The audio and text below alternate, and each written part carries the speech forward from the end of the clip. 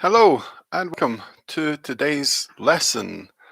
Thank you for joining me. Please say hello when you enter the room.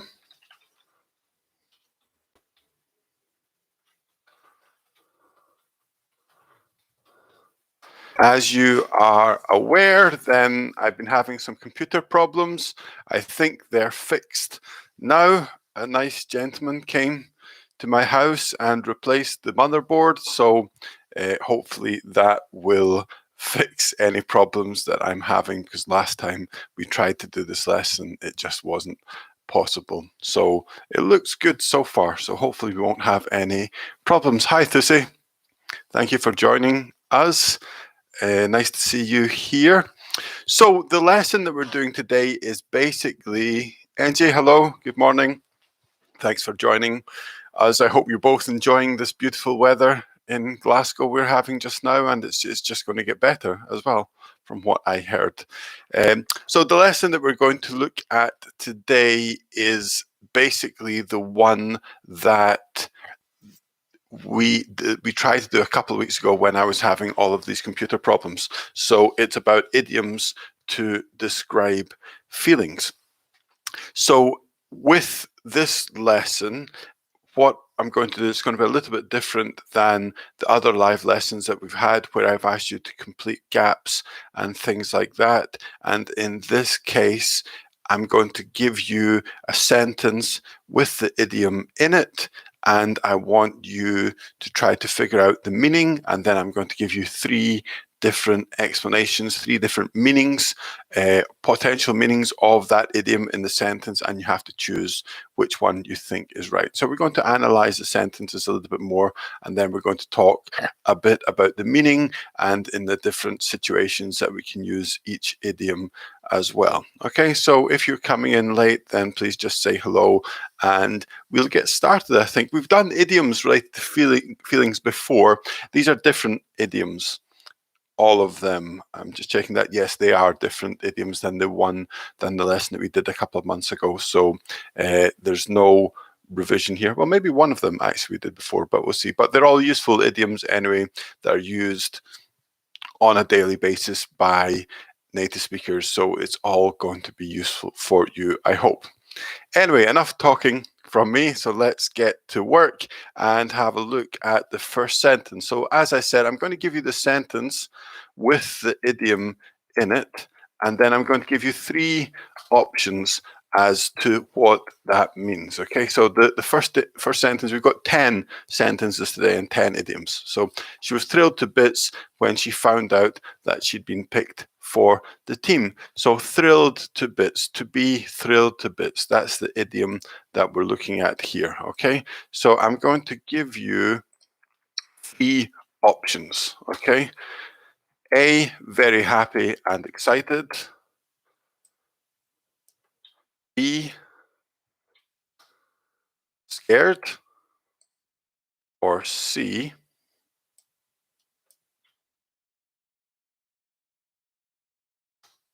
nervous. Okay, so I want you to look at this sentence. We're focusing on this part. She was thrilled to bits.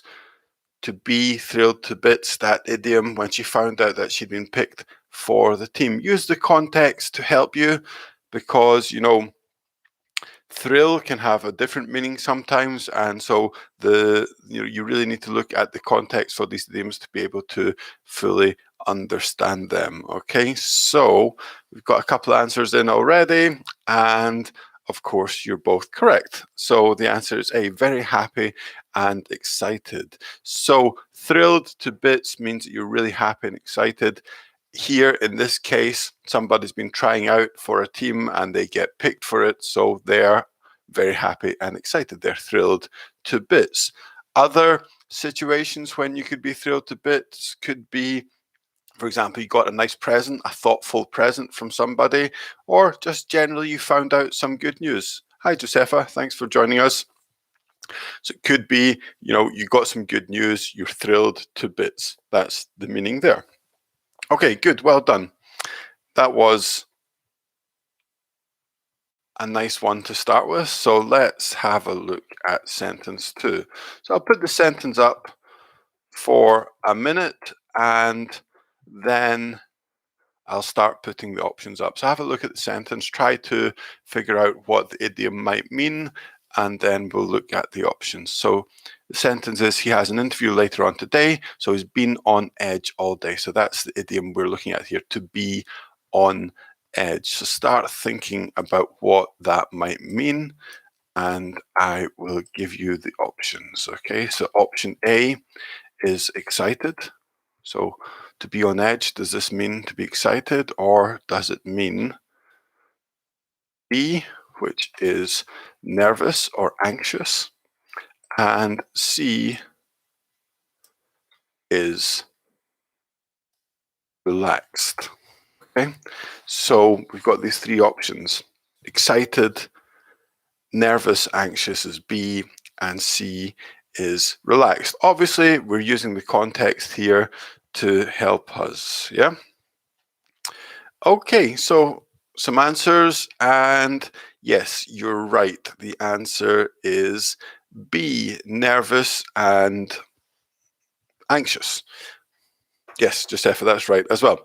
So when would you feel on edge? You feel on edge when you expect something bad to happen, um, or when you're waiting on something that you think might be bad. So if you've got a, it's kind of like, if you're on edge, it's a little bit the opposite of looking forward to something. You've got this thing coming up, and you think, oh, I'm thinking about that too much. I'm feeling a bit nervous and anxious about that.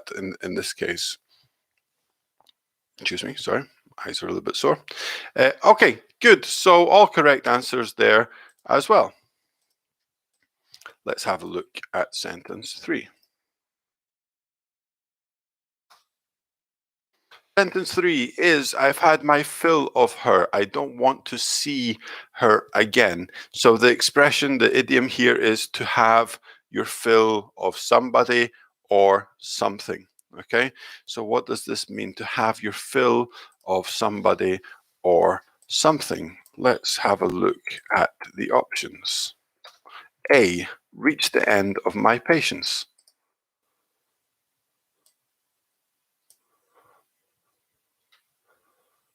B, depressed and sad.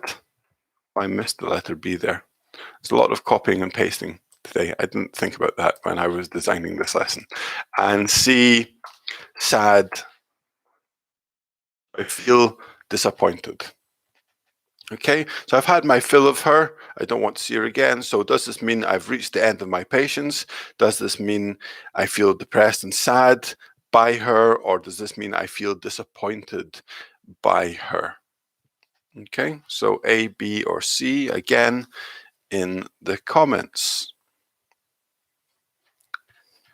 Okay, you're doing well today. So this either means that, you're fantastic students, or my examples are so good, it's so easy to see what these things mean. Or maybe it's both. Who knows? Yes, you're right. So reach the end of my patience. I've had my fill of her. We can use this for people and things as well. So if you had your fill of somebody, or you've had your fill of somebody's behavior, or you've had your fill of something, for example, you could say, like in my situation just now, I've had my fill of my football team because they're so rubbish. I've lost my patience with them. I don't want to watch them anymore. So we can use it with people's behaviors, people's behavior, and also things like that. You've had enough. You can't take it anymore. Okay, good stuff. So I think so far we're on 100% record of getting everything correct. Let's see if we can continue with that, with sentence 4. The view really took my breath away. So to take your breath away is the idiom in this case. Let's have a look at the options. Okay, so here is A, I was excited by it. B, let's have a look. B is, I thought it was not impressive, so I wasn't impressed by it. Or C, I was amazed by it. The view really took my breath away. If something takes your breath away, does this mean that you're excited by it, you thought it was not impressive, or that you were amazed by it? Yes, okay, so you were amazed. And let's think a little bit about what can take your breath away. So here is a view. Also, people can take your breath away. You know, if you're really amazed, if you're really impressed by somebody or by their actions, that can take your breath away. Very often we use it with views, or you can use it with cities that you're really amazed and impressed by, but you can actually use it with people as well. Okay, and moving on to sentence 5. Let's have a look at this and think about the idiom. I finish my job tomorrow to start in my new position and have mixed feelings about it. So the idiom here is to have mixed feelings about something. Okay, so let's look at our options here. A is I'm looking forward to it.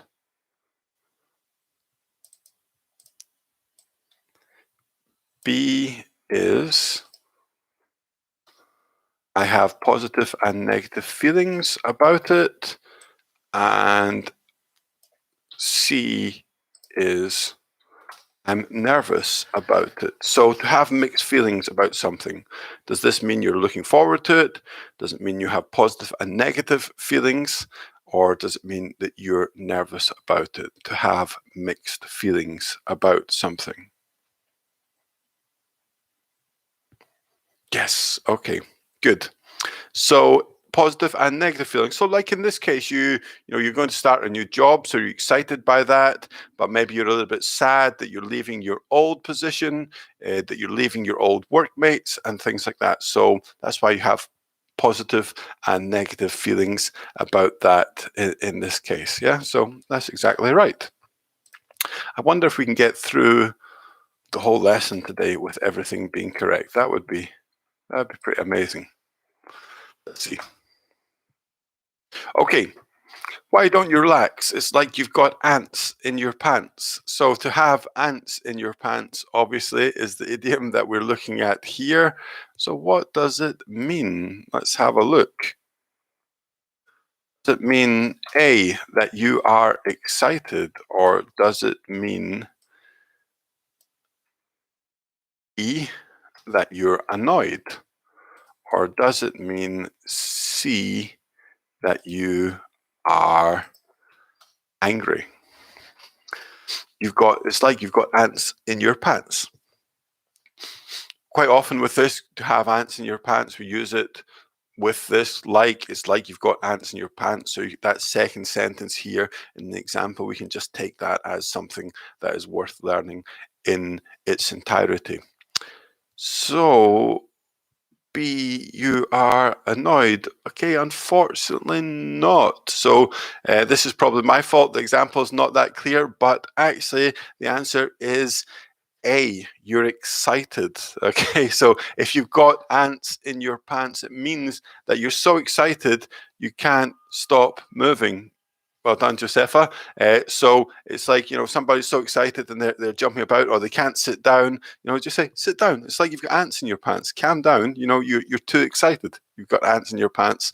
It's quite an interesting idiom, I guess. I don't know if you have something like this in your languages, but hi, Pierre. Thank you for joining us. If you've got something like that in your languages as well, but you've got ants in your pants, obviously you went for the negative one. You're annoyed because that does seem like an annoying thing to happen to you, to have ants in your pants, but actually it means that you're excited, so it's a positive thing.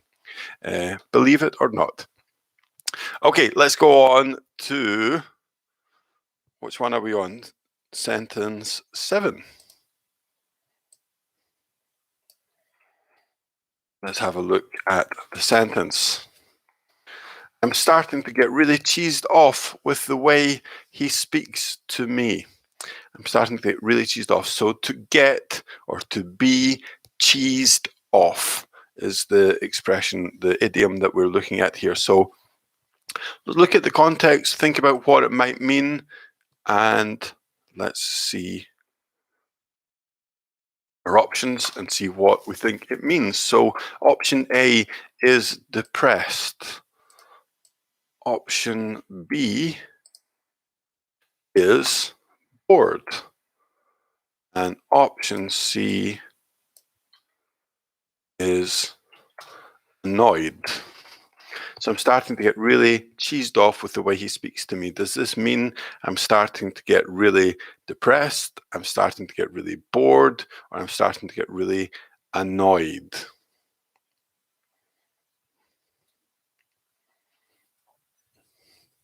Okay, so we've got some answers coming in there. Yes, okay, so the answer is C. Annoyed, irritated, that's the kind of meaning that we have here. So you get cheesed off with somebody or with something. You can get cheesed off with a situation as well. So it means it's, you're a bit angry, you're not furious, you're not very angry, but you're a bit annoyed or irritated by this. You're not yet at the stage where, you're going to lose your temper or anything like that. So it's just a bit annoyed, a bit irritated. Good, we're back on track. Lots of correct answers.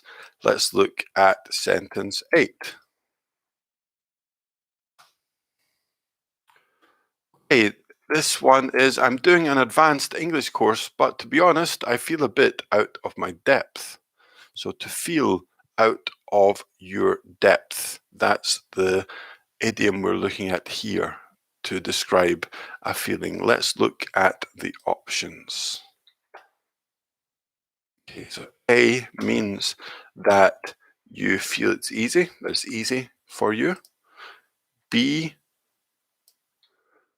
means that it is boring. And C means, does it mean that it's too hard for you? So if you feel something is out of your depth, or like here, a bit out of your depth, does this mean that it's easy, that it's boring, or that it's hard? Which one would you say the meaning is?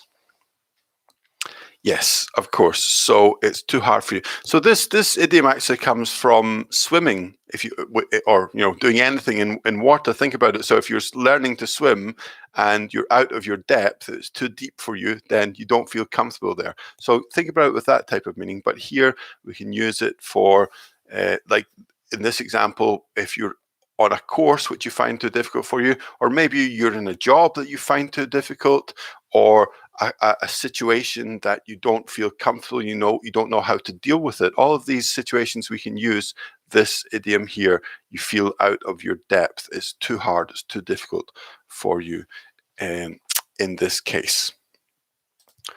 Good. Let's look at sentence 9.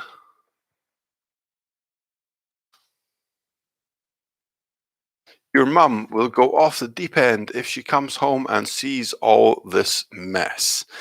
So have a look at that, look at the context, start to think about what this idiom to go off the deep end might mean. So again, this is related to water, like the last one, which was a coincidence. Actually, I didn't plan it like that, but there you go. It's good to group these idioms. It means you can remember them easier.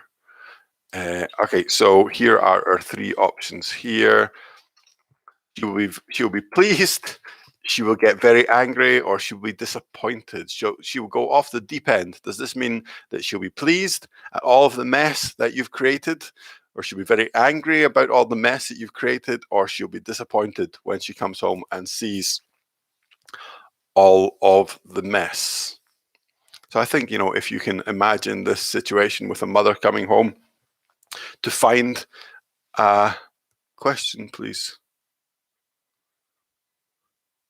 Yeah, Thursday, do you want to ask a question, or if you want to ask a question, go ahead about this. But so everyone else, tell me, what do you think the meaning is here? She will go off the deep end in this case? So, of course, it means she will get or she will become very angry. Yeah, your mum will go off the deep end if she comes home and sees all this mess. She will be very angry. So that's what this idiom to go off the deep end means. It means she will get very angry.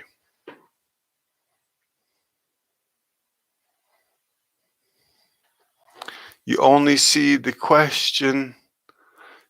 The answer is not the question. I don't know why the question is there. Let me put it up again.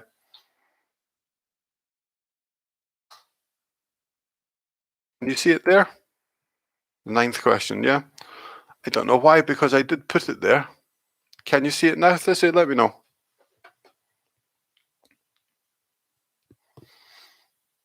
Can everybody else see it? Number 9? Because I don't understand why Thissy can't. No. I don't know why that's happened. I've put it up twice now. Let me try it again. But you were able to see all of the other numbers, sentences. Only the question or only the answers?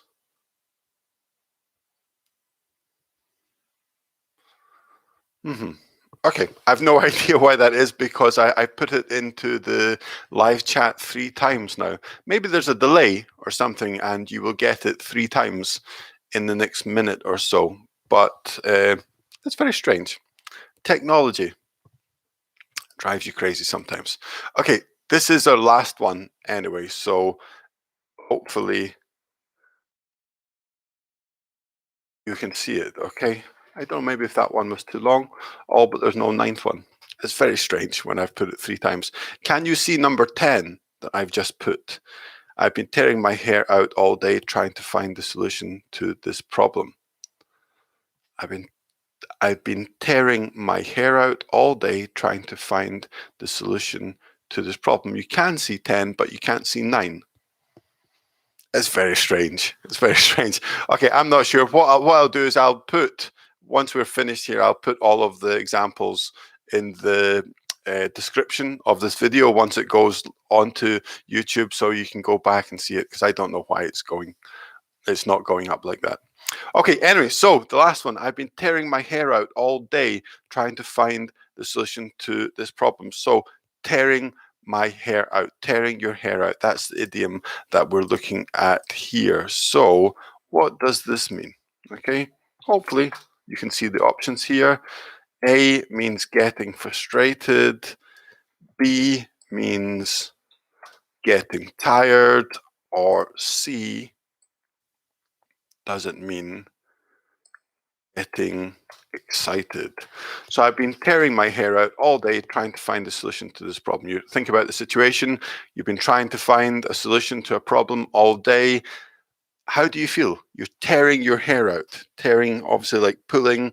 So I don't have a lot of hair to pull out, so I'm not going to do it. But so what's that feeling? You're tearing your hair out. So of course the answer is A, getting frustrated. Yeah. So you can imagine the situation and what you would be doing. You know, you'd be pulling your hair out thinking, what can I do to solve this problem? So you're almost literally tearing your hair out.